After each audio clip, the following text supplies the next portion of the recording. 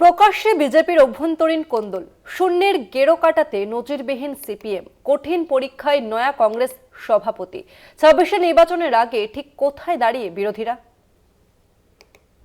বছর ঘুরতেই বাংলার বিধানসভা নির্বাচন, তার আগে একাধিক সমস্যায় জর্জরিত বিরোধীরা, যা এখনই মেরামত করা না গেলে আরও একবার মুখ থুবড়ে পড়তে হবে ২৬শে। সাংগঠনিক বৈঠকে উনি কমফর্ট ফিল করেন না, কারণ আমাদের যে সাংগঠনিক প্রক্রিয়া সেটা অনেকটা লম্বা চলে, ওনার বিভিন্ন প্রোগ্রাম থাকে, উনি ব্যস্ততম নেতা পশ্চিমবঙ্গের অন্যতম, তো স্বাভাবিকভাবে তাকে বিভিন্ন জায়গায় ঘুরতে হয়, উনি সময় পাবেন কোথায়? আমি অর্গানাইজেশনের পোর্টফোলিও হোল্ডার নই, তা আমি বিরোধী দলনেতা, আমার কাজ সম্পর্কে সচেতন। আমি আপনার কাছে যার কথা আপনি বললেন, তার যিনি বলেছেন তার ব্যাখ্যা ওনাকেই দিতে হবে, আমি দিতে পারবো। বিরোধী দলনেতা শুভেন্দু অধিকারী বনাম রাজ্য সভাপতি সুকান্ত মজুমদার।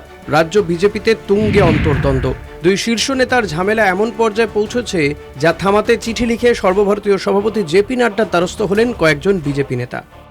সমানে শুভেন্দু অধিকারীর বিরোধিতা করব, কিন্তু বিজেপিতে যে কজন নেতা আছেন তাদের মধ্যে শুভেন্দু অধিকারী নেতা হিসেবে সকলের থেকে বেশি অভিজ্ঞ এবং দক্ষ, কারণ তৃণমূলের ক্লাস নেয়া মমতা বন্দ্যোপাধ্যায় স্কুল থেকে গেছেন। ফলে এই যারা সুকান্তবাবু বা অমুক তমুক, গোটা বিজেপির যত নেতা আছে তাদের থেকে শুভেন্দু অধিকারী সাংগঠনিকভাবে বা সরকারি কাজের অভিজ্ঞতায় অনেক বেশি অভিজ্ঞ, অনেক বেশি যোগ্য। বিজেপির বর্তমান রাজ্য সভাপতি সুকান্ত মজুমদার কেন্দ্রীয় মন্ত্রী, দপ্তরের কাজে দিল্লিতে ব্যস্ত থাকার ফলে রাজ্যের সাংগঠনিক দায়িত্ব রক্ষায় তিনি ব্যর্থ। তাই পার্ট টাইম সভাপতি সরিয়ে পূর্ণ সময়ের সভাপতির দাবি বারবার উঠেছে বিজেপির অন্দরে। দলের পর এই বিষয়ে সিদ্ধান্ত হতে পারে বলে জানা যাচ্ছে সূত্র মারফত। অমিত শাহের নির্দেশে রাজ্য জুড়ে সদস্য সংগ্রহ অভিযান শুরু করে পদ্ম শিবির। ১ কোটির লক্ষ্যমাত্রা নেওয়া হলেও তা ৪৫ লক্ষের বেশি পেরোয়নি বলে বিজেপি সূত্রে খবর, যার ফলে কেন্দ্রীয় নেতৃত্বের কাছে মুখ পুড়েছে রাজ্য নেতাদের। প্রকাশ্যে এসেছে সাংগঠনিক দুর্বলতাও। বৃহস্পতিবার কালচিনিতে মুখ্যমন্ত্রীর সভা মঞ্চে ছিলেন প্রাক্তন কেন্দ্রীয় মন্ত্রী জন বার্লা। গত লোকসভায় বিজেপি টিকিট না দেওয়ায় দলের সঙ্গে দূরত্ব বাড়িয়েছিলেন। তখনই শুরু হয় ফুল বদলের জল্পনা। বার্লা বলেছেন, মুখ্যমন্ত্রী সুযোগ দিলে একসঙ্গে কাজ করতে চান। প্রাক্তন সাংসদের দলবদল চা বলায় বিজেপির কাঁটা হয়ে উঠতে পারে। শূন্যের গেরো কাটাতে নজিরবিহীন পদক্ষেপ সিপিএমের। জেলা সিপিএমের শীর্ষ পদে বসানো হলো আদিবাসী মহিলা নেত্রীকে।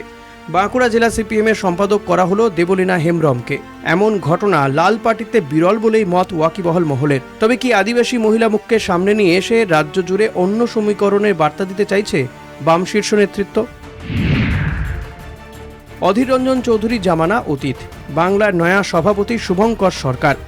গোটা বাংলায় ক্ষয়িষ্ণু সংগঠন। ২০২৬ বিধানসভা ভোট, তার আগে শুভঙ্করের কাছে বড় চ্যালেঞ্জ এই পদ। মেঘালয় ও মিজোরামে স্টেট ইনচার্জের দায়িত্ব সামলে আসা নেতা ধুঁকতে থাকা সংগঠনকে কতটা চাঙা করে তুলতে পারবেন সেই প্রশ্ন থাকছে। অভ্যন্তরীণ সমস্যা সামলে ওঠার পর তৃণমূলের মোকাবিলা। আগামী বছরের নির্বাচনে শাসককে টক্কর দেওয়ার মতো জায়গায় আদৌ বিরোধীরা পৌঁছতে পারবে? সন্দিহান রাজনৈতিক মহল। কলকাতা টিভি।